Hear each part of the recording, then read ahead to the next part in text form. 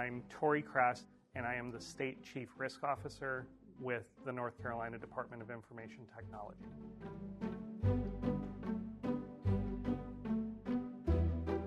We take a whole-of-state approach when we're talking about cybersecurity, and what we mean by that is that we're looking not only at individual agencies, but across those agencies, and that pertains to the talent, the tools, the skill set, and generally speaking, the protections that we have at each of those agencies and how they can help reduce the risk across not only those agencies, but throughout the state as we make those agencies more secure. In addition to that, we really like to also extend out where possible to help counties and municipal governments and even education where it makes sense for us to do that and where we have the resources to do that. Because what we find is that often those counties and municipalities and some of the education institutions don't have the resources, they don't have the budget to really support cybersecurity initiatives that are really going to reduce their risk.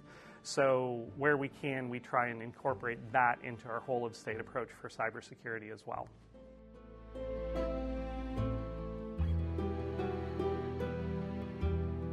So our partnerships extend not only between our agencies within the state when we have problems, need resources for others, but we also have something in North Carolina called the Joint Cybersecurity Task Force, which is comprised of the Enterprise Security and Risk Management Office within DIT, as well as the North Carolina National Guard, the Department of Emergency Management through DPS, as well as the North Carolina Local Government Information Systems Association.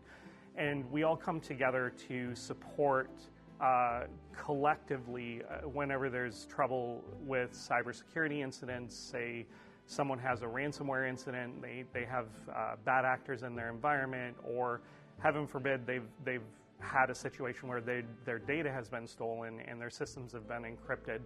We will respond to that as a joint cybersecurity task force to try and both look at who's in the environment and figure out how do we get them out of the environment and then work on getting them back to a stable state where they can serve citizens within North Carolina again going forward. We also partner with federal entities such as FBI, CISA, Secret Service, and others in terms of information sharing. In a lot of cases, they have information from other cybersecurity incidents that may have taken place internationally or in other states that we don't really need details about the incident, but the thing that's extremely helpful for us is to identify email addresses, IP addresses, systems that are impacted, and other ways that the attackers might use vulnerabilities or other problems in the environment to break into something that we have in North Carolina. So when our federal partners provide that information to us, it goes a long way to help us make sure that those entities within the state are more secure, because we can search for those vulnerabilities and those problems and address those hopefully before an attacker even has a chance to take advantage of those if they exist.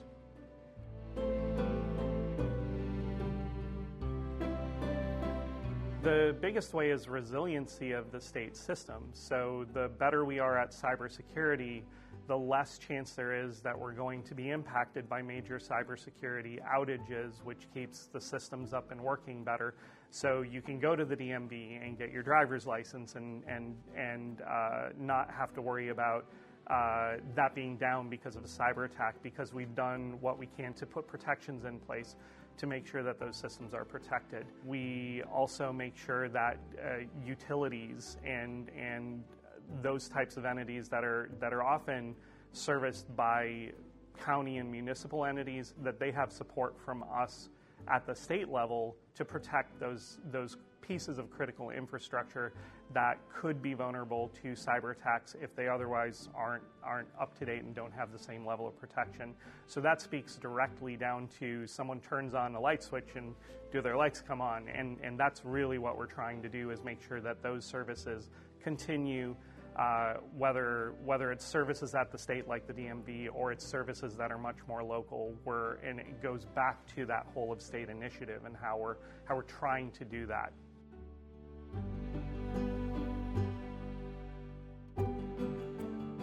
So I would say the first thing is make sure that you have a good quality antivirus software on your home system. If you're a state employee, that should be provided by your agency. So the agency should be installing endpoint protection that is in line with state standards that is going to provide that protection. But at home, that can be a little bit more difficult. So do a little bit of research, identify a good antivirus, good endpoint protection program that is going to provide you protection against, in the event that you get a malicious file and happen to open it, hopefully it catches it, blocks it, and you don't have problems on your home system.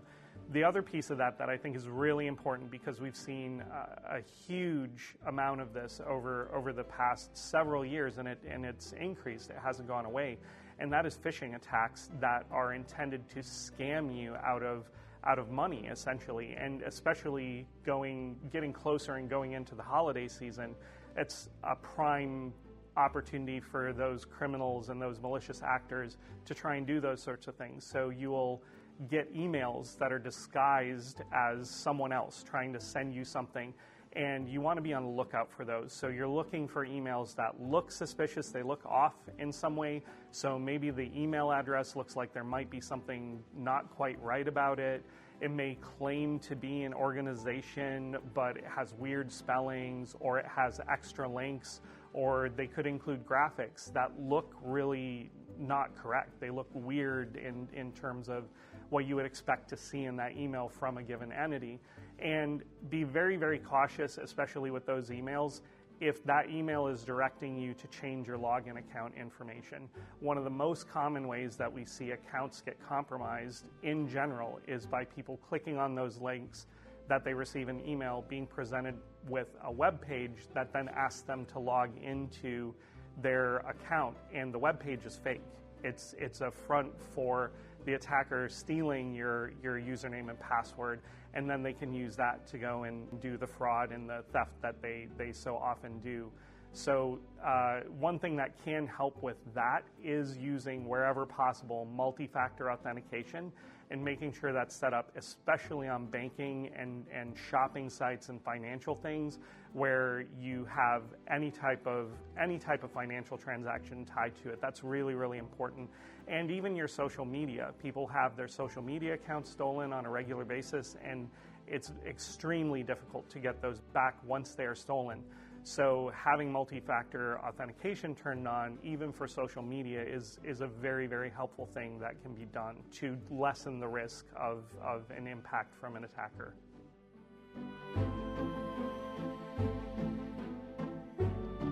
We have a number of initiatives that we're currently working on that include internships within the Enterprise Security and Risk Management Office, as well as DIT in general, just from an IT perspective overall.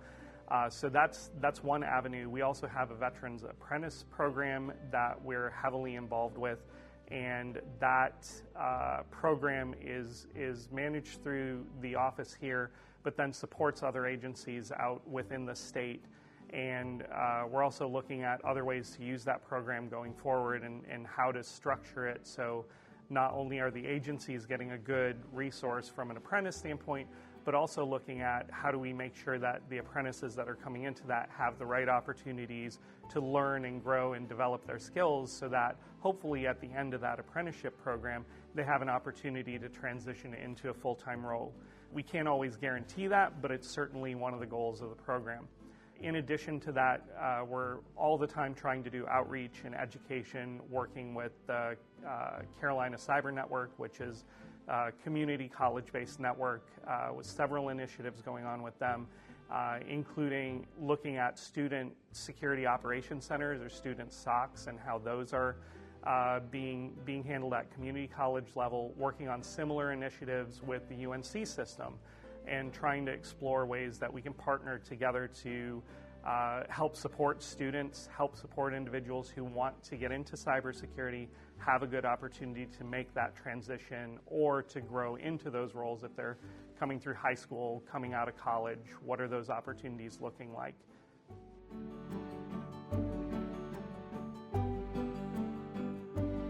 I would say it doesn't have to be traditional. That's the first thing that I think comes to mind is it's not always a requirement to have a degree or have a certification to get into cybersecurity.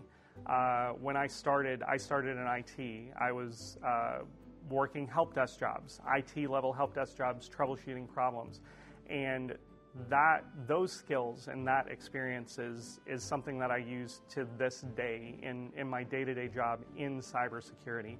So I think don't discount the opportunities in the IT space to gain skills there and grow on that, because cybersecurity is a way of applying cybersecurity concepts and tools and processes to that IT equipment.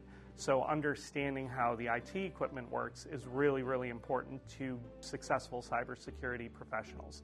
I would say for those folks who are looking to add education and certification, there are lots of programs out there right now, so shop around, see which one fits for you. There's traditional ones through the university system, through community college system that are maybe not as traditional. Maybe you're an adult learner coming back into things to get your degree. There's great opportunities out there. I think it's a matter of just kind of shopping around for the best one that's going to be a fit for you, your schedule, and what you think you can be successful in. And then if you're looking for certifications, which is another path to gain skills and gain credibility in the industry, that's a great opportunity as well. So looking for certifications that are going to give you that skill up activity and essentially demonstrate to an employer that you've taken the time to go through and learn something to the point that you can pass the exam that it's going to be required for you to get that certification is really important. And finally, I would say don't stop learning. The key thing to cybersecurity is it is constantly changing. There is an expectation that you're going to continue learning new skills, learning new technology throughout this career because of how rapidly it changes and how much threats do advance. Even with all the defenses that we have in place, there's still threats that we're always concerned about and will likely be fighting for a long time to come, to say the least.